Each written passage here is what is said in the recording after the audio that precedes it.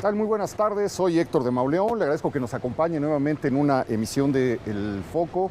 Le doy la bienvenida, como cada semana, a mi querida Beca Duncan. Hola, ¿qué tal? Y se trata de un programa muy especial, Beca. Así es. Estamos celebrando un año más de El Foco, un año en el que pues, ya nos convertimos en un programa único en la historia de la televisión cultural en México. 16 años, más de 800 emisiones, 800 semanas caminando por la ciudad, y desde luego pues esto solamente ha sido posible porque usted nos ha acompañado, porque hemos ido de la mano con usted a pues, todos los rincones de la ciudad, a muchos lugares de los alrededores, y hemos atravesado, hemos viajado a lo largo de 830, me parece, 834 programas. Hemos atravesado todas las épocas de México y hemos tocado muchos de sus secretos. Es un verdadero privilegio para mí, por lo menos, mi querida Beca, poder disfrutar, poder disponer de este espacio que nos ha abierto las puertas de infinidad de lugares, de infinidad de momentos, y también que ha sido posible no solamente por el gran equipo que nos acompaña, que nos ha acompañado siempre, encabezado por Berito, sino porque una serie de guías nos han acompañado y nos han abierto las puertas de los mundos que ellos dominan y que ellos conocen. Nos han enseñado el pasado, nos han transmitido su sabiduría, sus conocimientos, y esto ha hecho que pues yo vea el programa como una especie de álbum de familia de la Ciudad de México, donde muchas voces nos están contando sus secretos. Así es, un privilegio y algo verdaderamente insólito pensar en un programa de historia que ha durado ya tantos años, y bueno, como bien dices, eso es gracias a nuestros guías, es gracias al público que se interesa por estos temas. Y bueno, también decir, Héctor, que este 16 aniversario nuestro se conjuga con otros dos, y es por ello que estamos aquí en el Museo Nacional de Antropología. ¿Para qué les dices? Yo pensé que iban a pensar que estábamos para allá en la zona maya, pero no, nos encontramos en el Museo de Antropología porque pues el aniversario del Foco se junta con el cumpleaños 60 de este museo maravilloso, así que también queríamos celebrarlo. Claro, ya haríamos un recorrido, hicimos, creo, bajamos, a ver si no nos caemos. Hicimos un recorrido ya en los 50 años, me parece, hace 10 años, por algunas de las salas del Museo de Antropología, uno de los lugares más queridos de esta ciudad. La historia empieza en 1964, se ha repetido incansablemente porque a la gente le gusta mucho ver esas imágenes y recordar la llegada del llamado Tlaloc desde una barranca, la manera en la que paralizó la ciudad, la manera en la que su entrada a la ciudad fue acompañada por un aguacero histórico, la tormenta más fuerte que se había registrado en casi un siglo. Y sería una gran oportunidad pues volver a recorrer algunos de los lugares del museo. Pero por lo pronto, mi querida Beca, vamos a hacer otro tipo de ejercicio, una especie de celebración a ustedes, una especie de recuento de algunos de los lugares por los que hemos estado a lo largo de este tiempo. Oye, y un reconocimiento a todas las personas que nos han acompañado en estos 16 años. Claro, desde luego.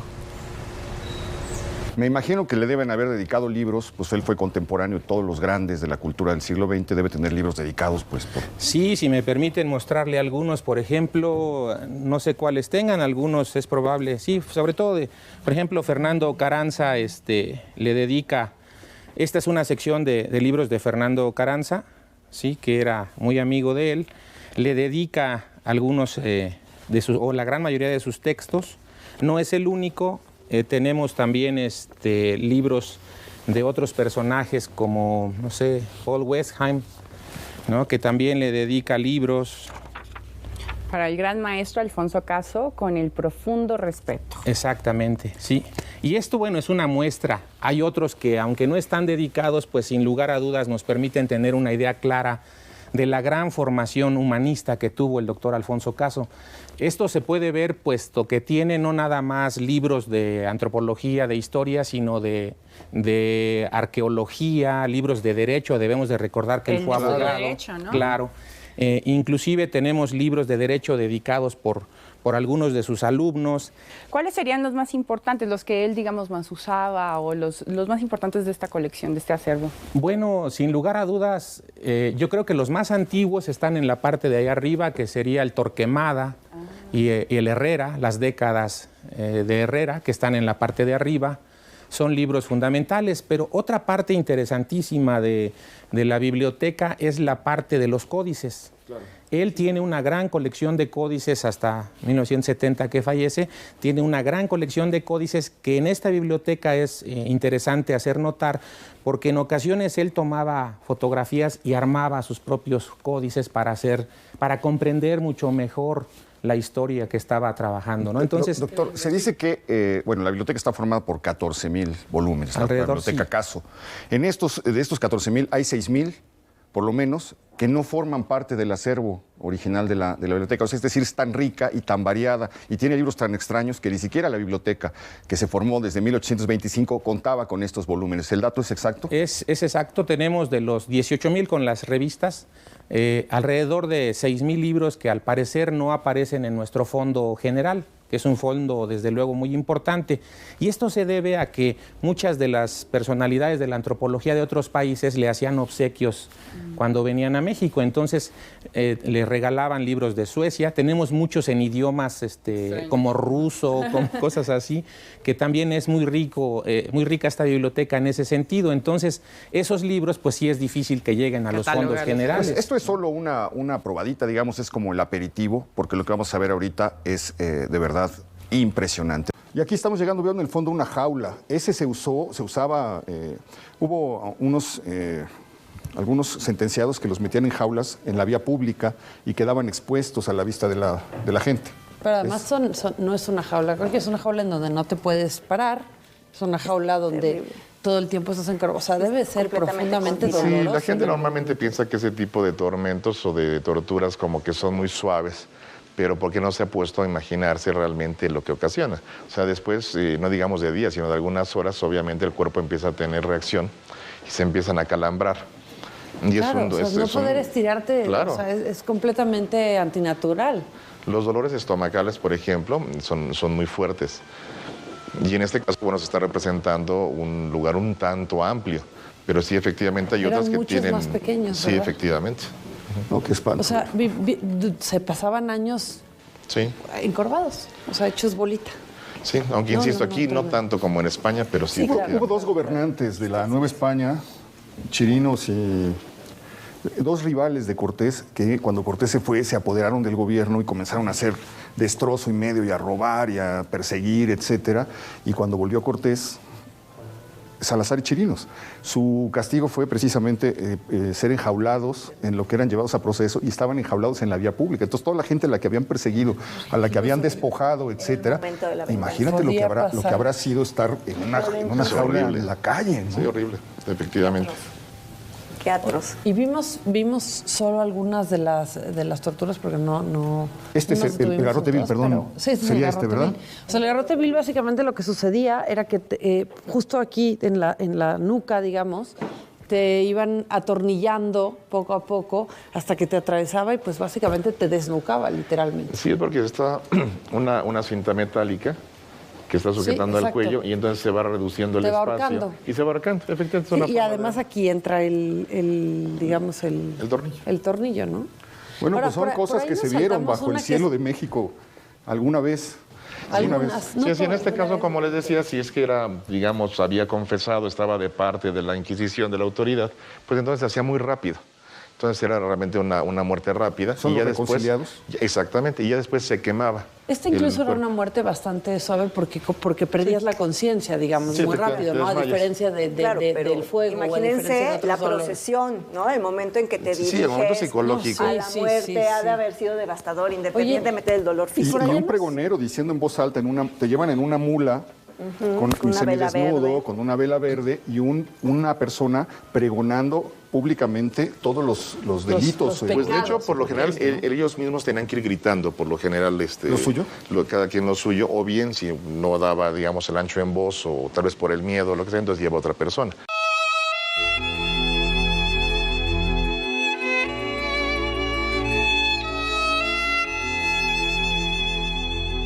Pues ya estamos en el corazón del Alcázar de Chapultepec. nos rodean pues muchas de el salón de recepciones que fue de don Porfirio, según la habitación de Carmelita, según nos la presentan, de Carmelita Romero Rubio, la esposa del presidente, según nos la presenta aquí el museo, rodeados por copias de las viejas pinturas de Santiago Rebull, que fueron encargadas por Maximiliano, me parece, para decorar la parte alta del Alcázar. Pero nos ha traído usted, arqueóloga, a este punto que es, digamos, el corazón del Alcázar. A la fuente. Sí, lo que pasa es que hace rato hablábamos del primer monumento a los niños héroes.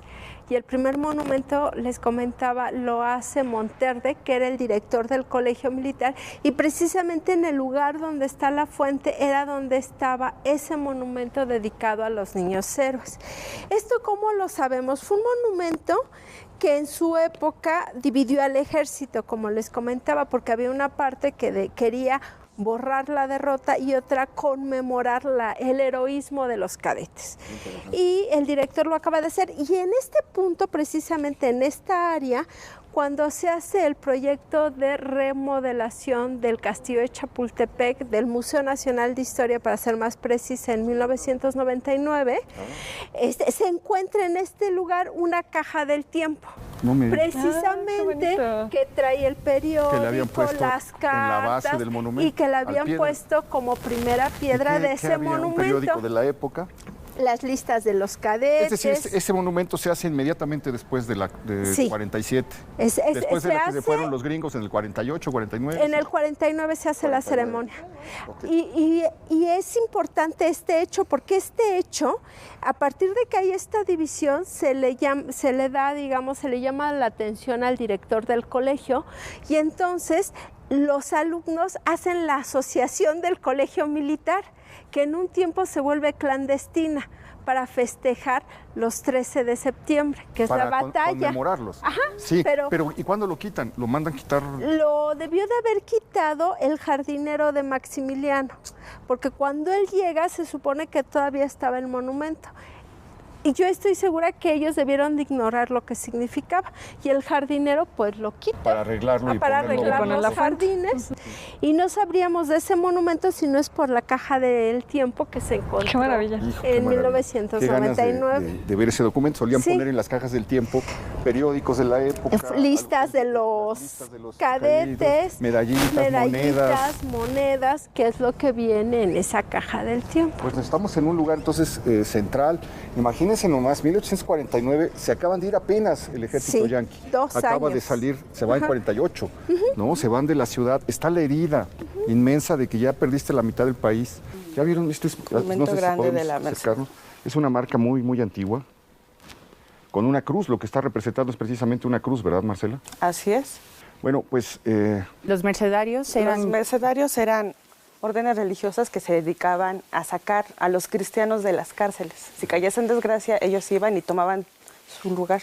¿Ellos iban a tomar su lugar? Así es. O sea, ellos entraban a la cárcel por la persona que estuviera... ¡Oh, ¡qué increíble! La verdad sí es un acto casi heroico. Esto es lo que tú nos has separado de como lo más valioso. No sé por dónde tengas pensado empezar, pero a mí me gustaría, desde la vez pasada me quedó muchísima curiosidad por saber qué son estos pescaditos, este recorte que apareció en un tratado de arquitectura de 1666 entre las páginas. No sé si sea una especie de separador o sea simplemente el ocio de un alumno del Colegio de Letrán que estaba jugando con esto. Pero esto me parece tan humano, tan conmovedor, que me gustaría que nos explicaras de qué se trata esto, Marcelo.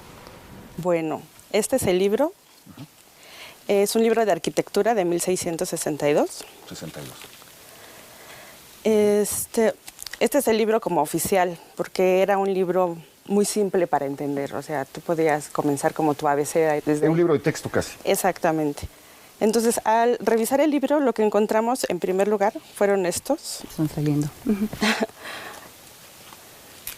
Estas figuras geométricas, que por supuesto eran como el ejercicio que el arquitecto, el que estaba estudiando, tenía que hacer.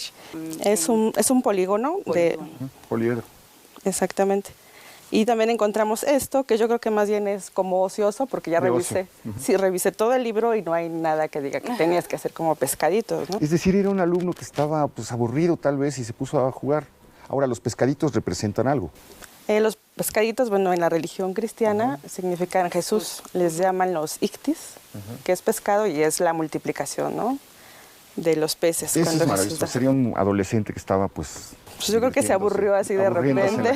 Por eso me llama muchísimo la atención, se me hace tremendamente humano. ¿Qué más tenemos? Esos tienen un nombre, ¿no? Todas las cositas que se pueden encontrar en los libros, así que son por azar, ¿cómo se llaman? Estas cositas que encontramos que nos dan como la datación de la época o lo que hacía la gente en ese momento se les llama testigos. Testigos, pues sí, son testigos del tiempo, ¿no? Exactamente. Así le siguen llamando los libreros de viejo a lo que aparecen en las viejas ediciones, cuando aparece una flor disecada o un retrato o un boleto de tranvía o un boleto de metro, cualquier cosita, los viejos libreros le siguen llamando como ustedes testigos. Junio de 1520, una caravana formada por españoles, por indígenas, por taínos, por mayas, por mulatos, por población africana, etcétera, pasa por este lugar y son capturados por los habitantes de la ciudad en la que nos encontramos, que es Sultepec Tecuaque.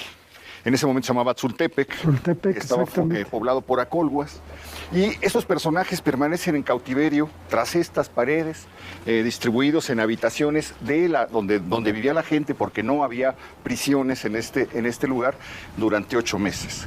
A lo largo de ese tiempo son sacrificados algunos de ellos, los guerreros, las mujeres embarazadas, en el recinto, en el templo circular que vemos aquí atrás.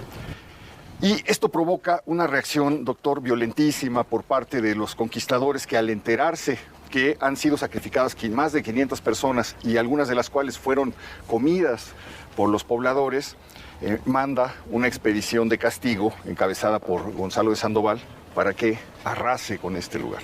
Así es. Sí, y este lugar en el que nosotros andamos es el lugar donde ellos entran a destruir el poblado, ¿no? A asolarlo. Algunos lugares son tapiados y muchas cosas quedan al interior, ¿sí? Ellos vienen a asolar, ellos no vienen a saquear. Vienen, destruyen a las deidades, queman el poblado y se van por los bergantines. ¿Sí? Es una acción rápida, se puede decir. Debe haber durado 1 o 2 días máximo y se van a Tlaxcala por los bergantines. Y con esto Cortés resguarda sus espaldas, ¿no? De cualquier intervención militar que pueda levantarse aquí, ya resguarda la espalda al destruir este asentamiento. Y después de esto queda en total abandono este sitio. Total, sí, y a partir de ese evento el sitio ya no vuelve a ser ocupado, ¿no? Inclusive la región es abandonada, se vuelve a ocupar. Viene una misión de franciscanos y la ocupan hasta 1530, ¿no? O sea, el lugar queda en un ambiente de duda, de miedo, ¿no? Al llamarlo Tecuaque, ¿no? Lugar donde se los comieron. Eso genera miedo, temor en la población y el lugar no vuelve a ser ocupado, ¿no? Los primeros asentamientos se dan para 1530, 1540, ¿no? Aunque sí es un lugar de pasos, una importante ruta hacia México, Tenochtitlan, pero no queda habitado el lugar. Ya posteriormente, a mediados del siglo XVI, el lugar vuelve a ser ocupado lentamente. Sí, la encomienda de este lugar no funciona, se abandona y no hay otra actividad, ¿no? Y nada más queda como una zona pulquera donde se extrae el pulque. No vuelve a pasar más. Ya 16 años del Foco, muchísimas felicidades a toda la producción, a los conductores, gracias por 16 años de cada domingo transmitirnos tanto conocimiento sobre nuestra ciudad y estos nuevos espacios que están explorando. ¡Felicidades!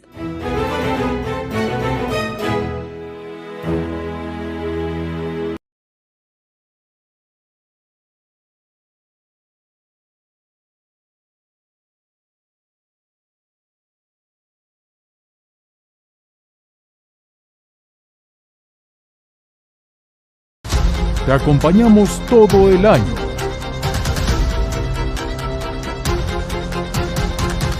Mantente bien informado a lo largo del día. En tus espacios favoritos. Somos tu central de noticias de confianza.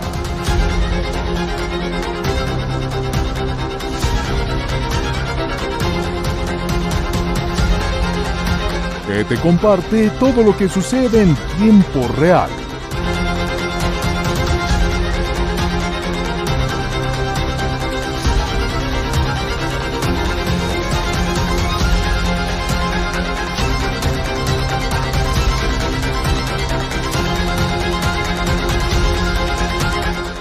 ADN 40. Siempre conmigo.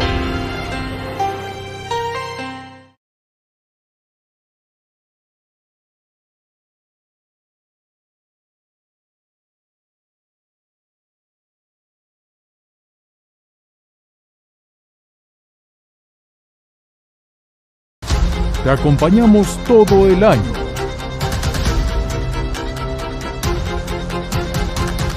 Mantente bien informado a lo largo del día.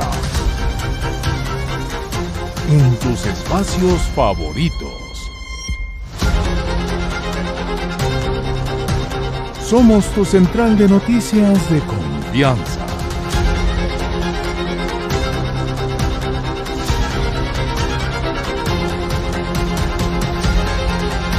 Que te comparte todo lo que sucede en tiempo real.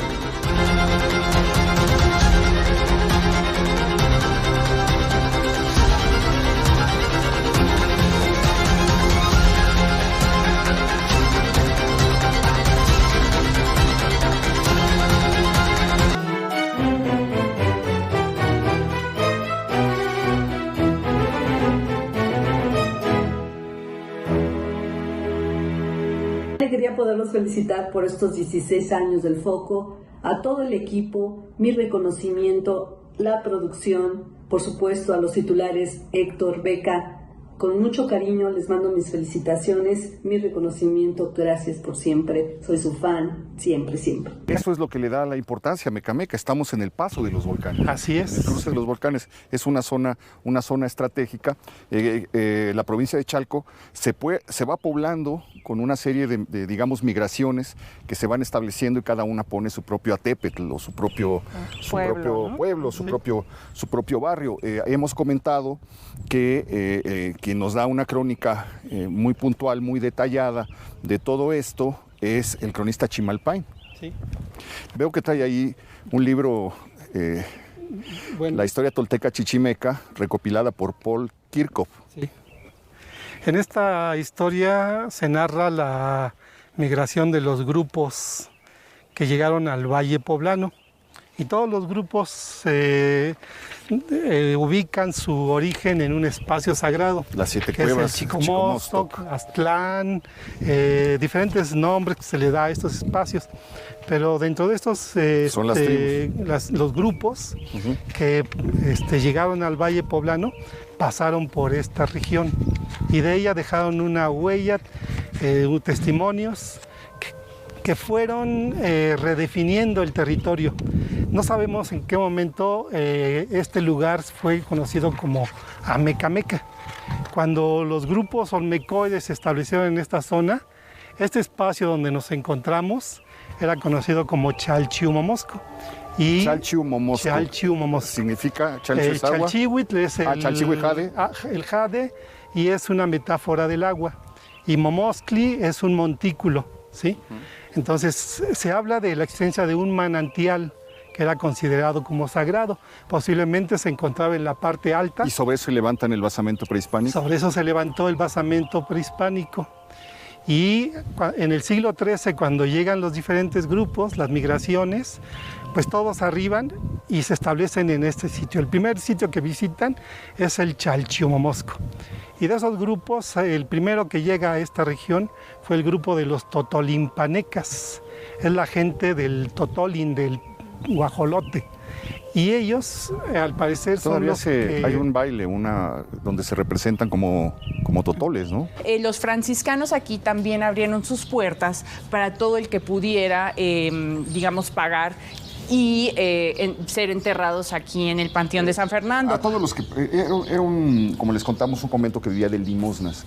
Entonces, a todos los que podían, a todos los que los patrocinaban, les concedían un espacio. Me detuve aquí porque se encuentra esta es una de las placas uno de los nichos, Isadora Duncan, la célebre bailarina americana. Nació en 1878, murió en 1928. Hay una explicación. Sin embargo, sus restos no están aquí, están en París. Sí, la placa fue pintada por unos admiradores, pero llama la atención información que sea un falso nicho. Pero bueno.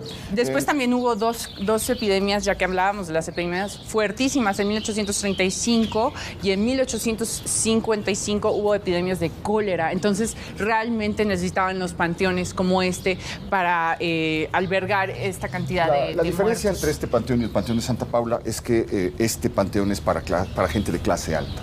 Las tumbas son muy caras, a diferencia cuestan 3 o 4 veces más que las del otro panteón, y entonces de repente se convierte en el lugar pues donde todos quieren estar. Es increíble esto de la moda, pero bueno, hasta para la muerte comienza a regir. El oratorio de San Felipe es formidable por esto. Nosotros estamos parados aquí, usted habrá pasado aquí frente al número 47 varias veces y parece que lo que estamos viendo es la portada de un templo, es la fachada de un templo, pero esto es falso. Sorpresa. Porque se llama portada de reclamo. Llama la atención para indicar que aquí hay una iglesia, pero no conduce a la iglesia.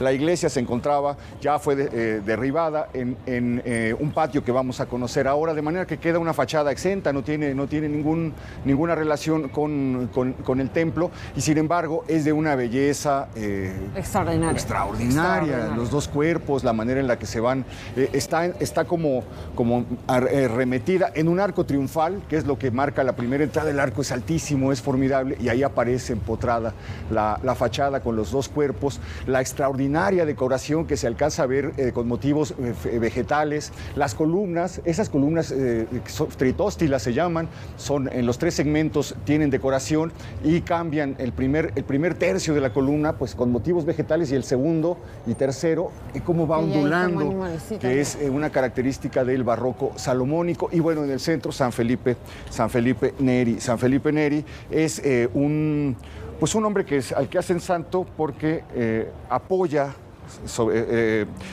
crea centros de oración donde la gente no tiene que ser frailes, no tienen que profesar, no tienen que tomar los hábitos, sino que sí se enclaustran, pero sin dar los votos, se dedican a la oración. Una de las cosas que a mí ya me ocurrió específicamente en esta calle y en este lugar, más específicamente aún, es esta confusión que existe entre los dos San Felipes, el San Felipe Neri, que es precisamente el que vemos aquí, que ese es... Y al que está dedicado al oratorio. Y al que está dedicado al oratorio, pero además el que se dice que por aquí nació y por aquí vivió y por aquí creció, que es San Felipe de Jesús, que es un santo mexicano, específicamente el primerito que se consagró y que además pasó gran parte de su vida fuera de México. De hecho, específicamente estuvo en Japón durante mucho tiempo, estuvo en algunas batallas y él, se consagró ya habiendo crecido y estando fuera de nuestro país.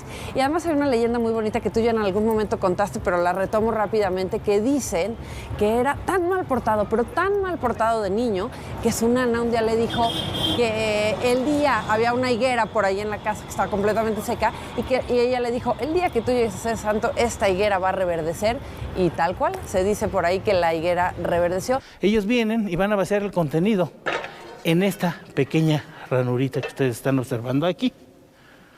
Aquí colocamos esto un momento. Aquí, en esta pequeña ranurita. Ese es para recargar el crisol. Ah, ok. ¿Sí? Bueno. Mis compañeros no crean que trabajaban como lo hice yo. Ellos utilizaban estas piezas que se llaman para apoyar. Molletones. Que acababan quemados, Si no acababan quemados. Una vez que esta pieza está llena, hay otro compañero que está aquí, que es el rielero. Tú eres el rielero el día de hoy. Hacia allá. Y observa lo que sucede aquí. Listo. Regrésate. Y aquí vamos a ver esta pieza, cómo acabas de armar un nuevo molde. ¿Qué sucede con la pieza que sale de aquí? Esta va a salir prácticamente al rojo, bueno, no al rojo vivo, pero ya sólida, ¿sí? Cae aquí. Esta pieza, al salir, va a ser levantada con este recogedor.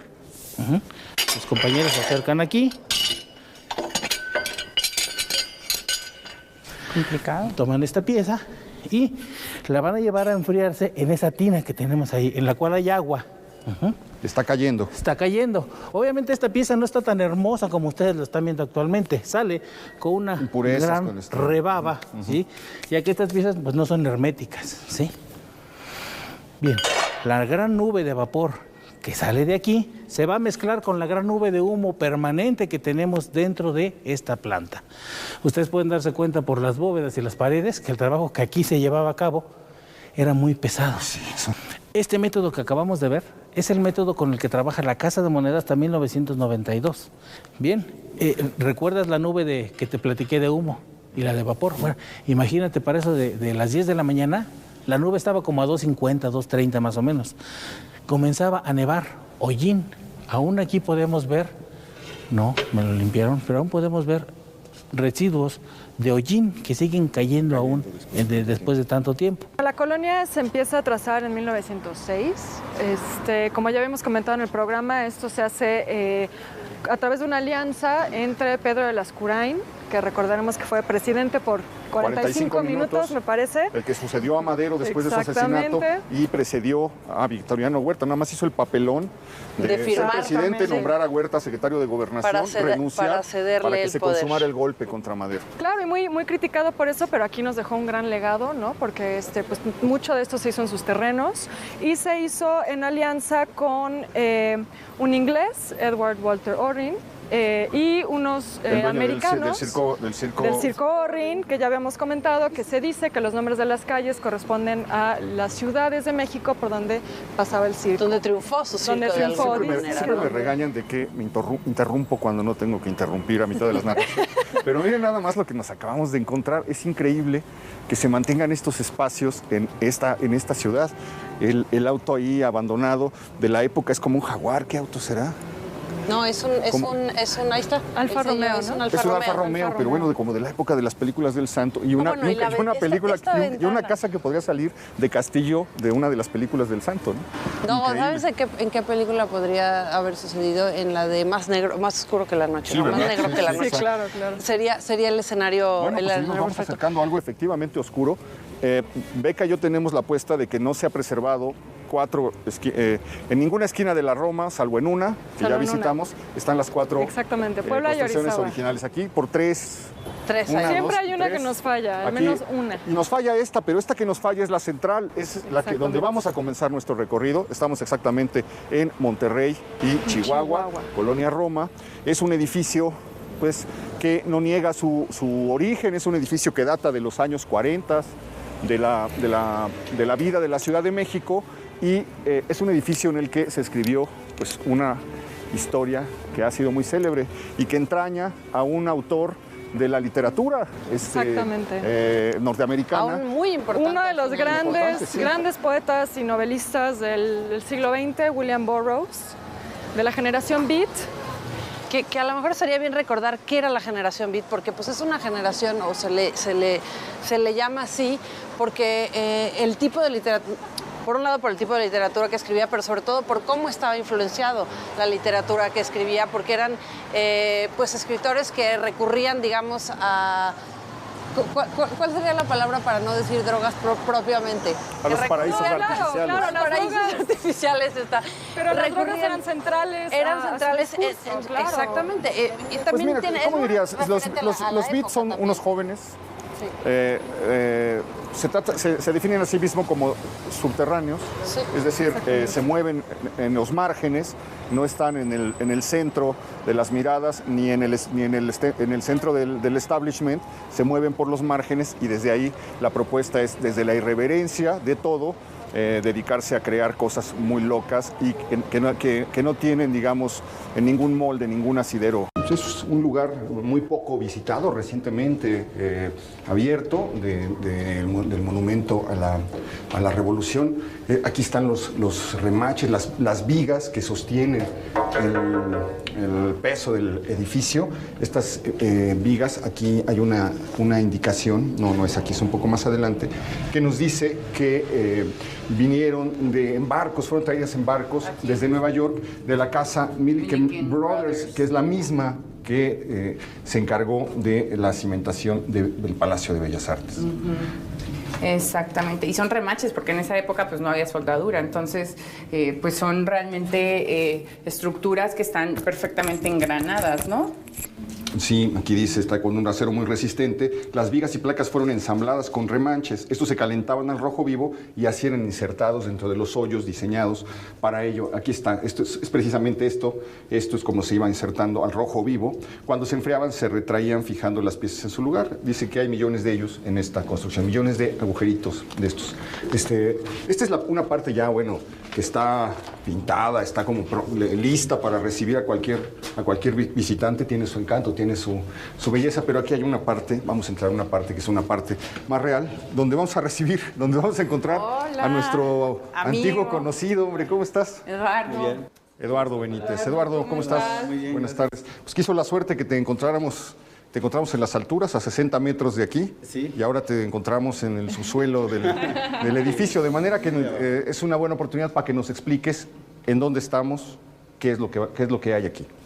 Bueno, ahorita nosotros nos encontramos en la cimentación. Estos son los cimientos originales del monumento. Todas estas vigas que ustedes están observando son las originales. Todo este conjunto de acero llegó desde Nueva York. Esas son las vigas, ¿no? Todas las vigas hacia adentro y hacia los lados son las originales. Llegaron aquí en 1900 en 3 viajes en barco y después se movieron por tren hasta llegar a la Ciudad de México. Las trajeron por una compañía norteamericana llamada Milliken Brothers, que fue la que vendió todo este acero junto con la maquinaria que se empleó para levantar toda la estructura del monumento. Y la que hizo los cimientos también. Exacto. Es esta empresa. Amigos del Foco, Beca, Héctor, muchas felicidades por este aniversario número 16. Saludos desde Ciudad de México, soy Claudia Guerrero.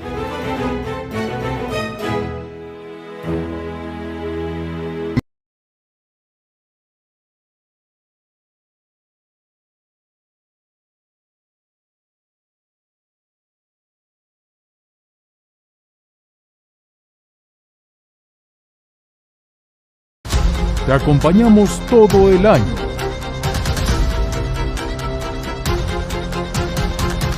Mantente bien informado a lo largo del día. En tus espacios favoritos. Somos tu central de noticias de confianza.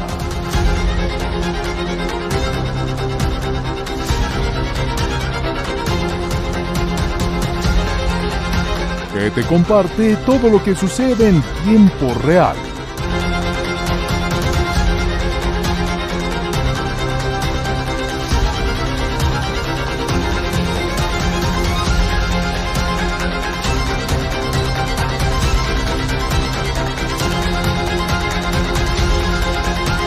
ADN 40. Siempre conmigo.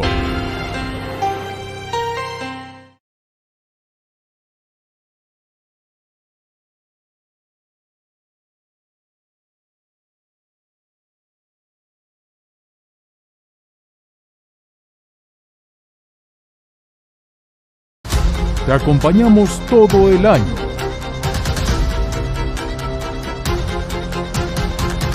Mantente bien informado a lo largo del día. En tus espacios favoritos. Somos tu central de noticias de confianza.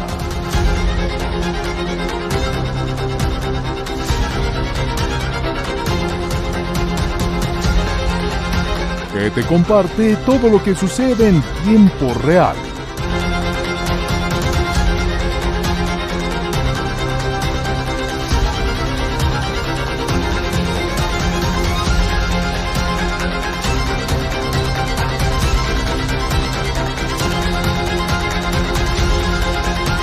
ADN 40. Siempre conmigo.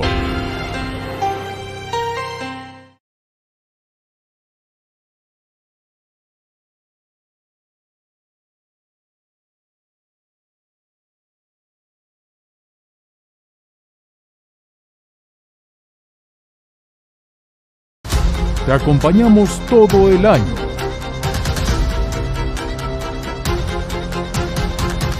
Mantente bien informado a lo largo del día. En tus espacios favoritos.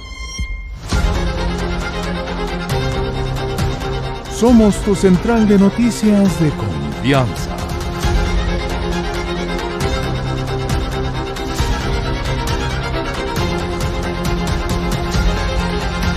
que te comparte todo lo que sucede en tiempo real.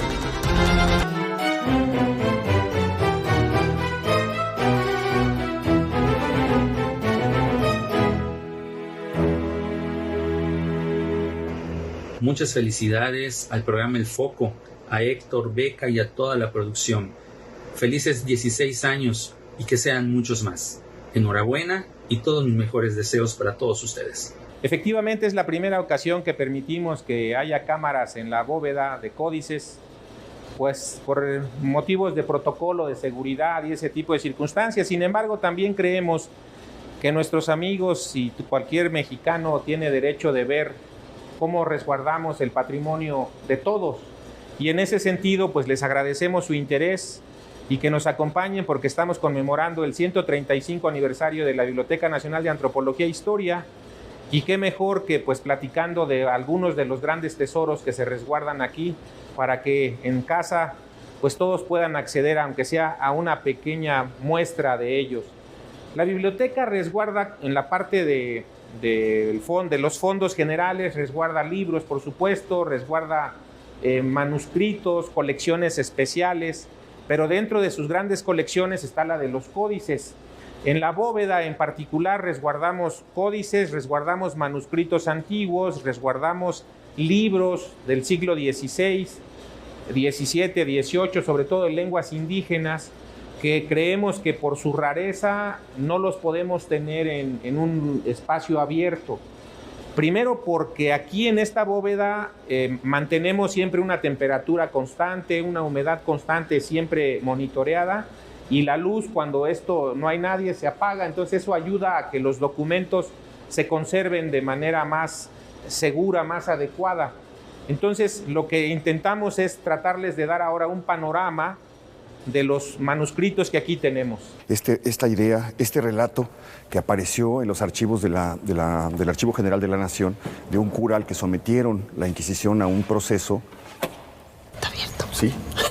Porque, es que yo me metí. Porque en la rejilla donde confesaba a la monja, se tocaban con las yemas de los dedos. Era el único contacto que... Claro. Aquí está, ver. aquí se puede ver exactamente. Si usted acerca la cámara, aquí se puede ver perfecto cómo el sacerdote entraba a este espacio casi sin ver el rostro de la monja para escuchar sus pecados. Pero era probable que, como él tenía una superioridad espiritual sobre ella y él era el único hombre con el que ellas tenían contacto, era probable que ellas se fueran enamorando, se dieran estas relaciones de amor. Completamente platónicas. Y a veces en esos agujeritos pues llegaban a tocarse las yemas de los dedos y bueno, pues la monja se arrepintió del pecado que había cometido, denunció al cura y se le siguió un proceso. Así era el mundo en ese tiempo. Estamos en el coro bajo del convento. Es un lugar que está dedicado al arte colonial. Aquí vemos, son 4 o 5 retablos. El que estaba aquí ya desapareció, ha sido sustituido por diversos cuadros.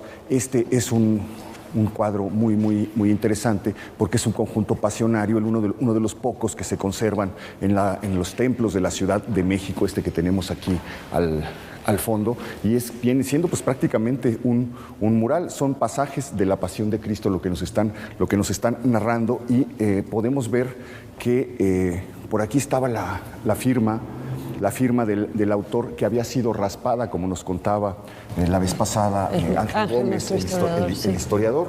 No lo localizo. Francisco Antón Vallejo es el autor. Estamos hablando de tumbas, y si cuando hablamos de tumbas en la zona maya, inevitablemente tenemos que acercarnos a esta región de la sala, porque vamos a bajar para encontrar la reproducción de lo que en 1952 encontró Alberto Ruz y que ha sido uno de los grandes hallazgos de la arqueología mexicana de todos los tiempos, el hallazgo de la tumba de Pacal. Bueno, pues más o menos esto que vamos a ver en este momento es lo que vio Alberto Ruz en 1952. Existe un relato muy conmovedor, el relato hecho por él mismo de lo que va sintiendo cuando va bajando los escalones, y dice: sentí que estaba agitando algo que no se había agitado en 1000 años, en no sé cuántos años, y sentí que voces antiguas comenzaban a vibrar, que habían quedado ahí encerradas. Traté de imaginarme lo que habrían visto los sacerdotes que sellaron esta esta tumba. ¿Qué es lo que estamos viendo, Daniel? Bueno, pues estamos viendo a uno de los gobernantes también importantes de Palenque, Hanap Pakal, que prácticamente con él se restablece, digamos, una de las dinastías importantes de gobernantes en la región.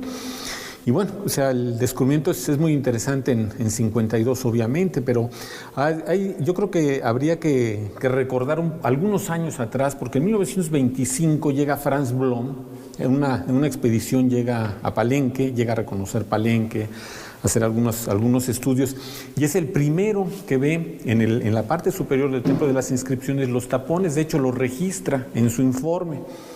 Y queda ahí consignado en el reporte. No sabemos si los movió o no, aparentemente no, por lo menos no está consignado en el reporte.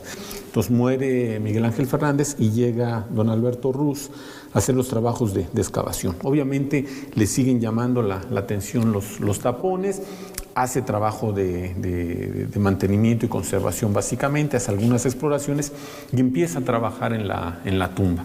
Retira los tapones, levanta las losas y ve que hay un gran relleno hacia adentro. Entonces esto le tomó como unos 4 años de estar retirando escombro, todo el material de relleno hasta que llega y se encuentra, esta es más o menos la zona donde llega. Y describen en estos informes que meten una lamparita a ver qué hay hasta que logran mover la losa.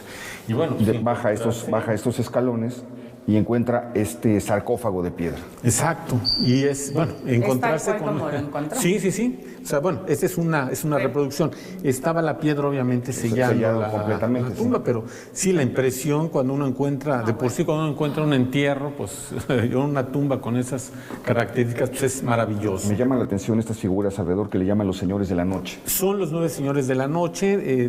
Teóricamente son personajes vinculados con el inframundo, como obviamente estamos en este ámbito del inframundo, de la muerte, pues son los personajes que aparecen con él, que lo están custodiando, que lo están protegiendo. Alcanzo a ver por allá una escalinata, doctor Barrera, no sé si se aprecia. Sí, bueno, aquí tenemos, esto es que hicimos, bueno, durante la excavación detectamos los niveles de pisos prehispánicos, como es de lajas de basalto, que es de un patio que está externo al juego de pelota, pero que también se relaciona con el templo de Jécal, ¿no? Se trata de un patio, ¿verdad?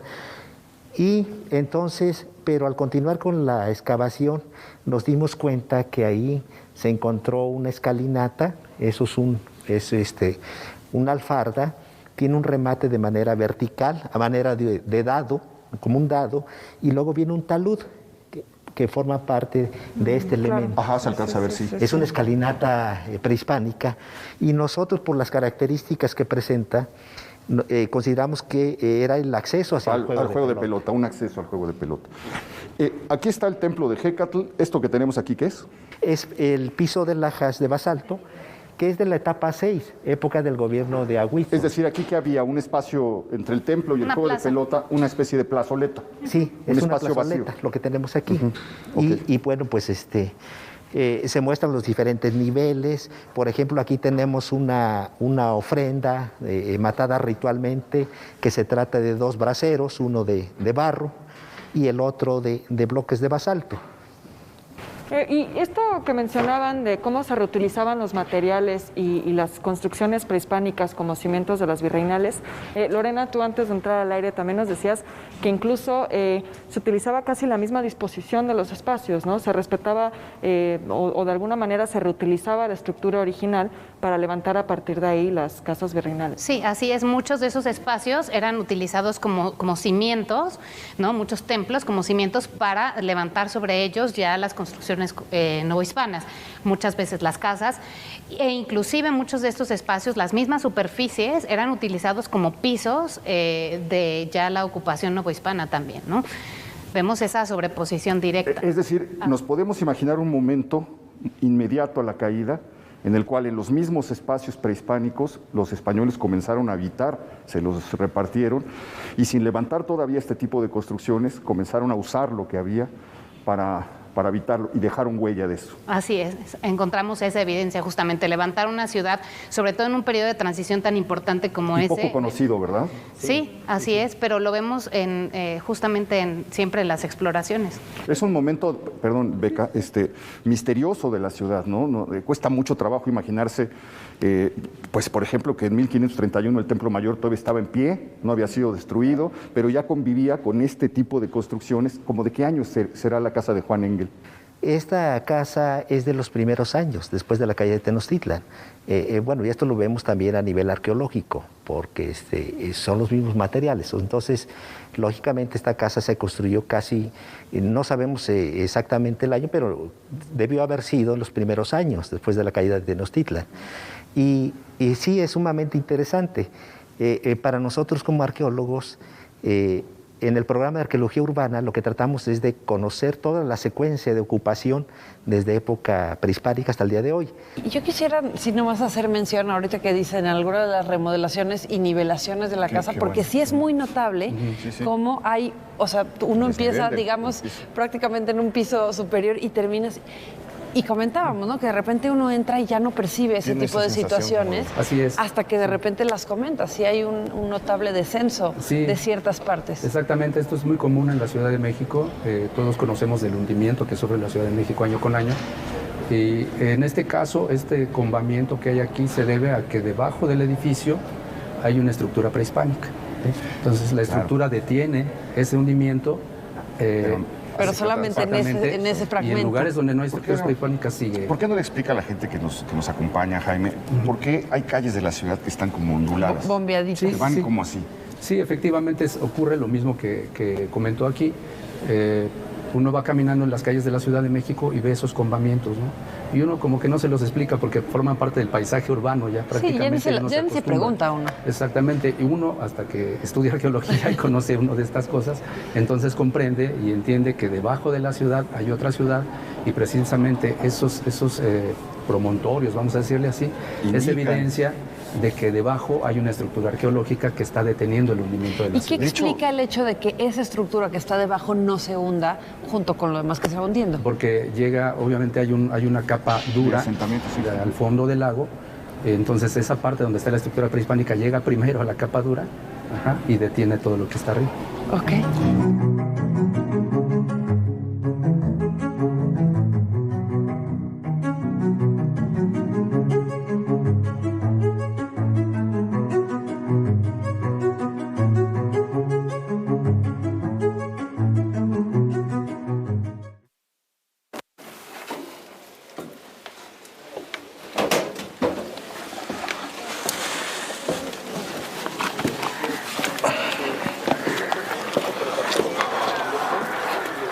Viajamos 2000 años aquí. Al inframundo teotihuacano. Muchísimas gracias. Es toda una experiencia. De verdad es la sensación de estar 2000 años atrás y de repente volver a la realidad. Todo lo que nos deja entrever, todo lo que nos pone a pensar, todo lo que nos deja imaginar de un mundo del que quedan pues, poquísimos registros. Así es. ¿No? Un mundo anterior a la Pirámide del Sol. Así es. No, pues bienvenidos y qué bueno que lo pudieron percibir y sentir también. Muchas gracias. Rogelio, pues le agradezco mucho que nos haya recibido. Ha sido un verdadero placer, como siempre. Mucho gusto y bienvenidos. Como siempre, regresar a Teotihuacán. Vamos a caminar por aquí.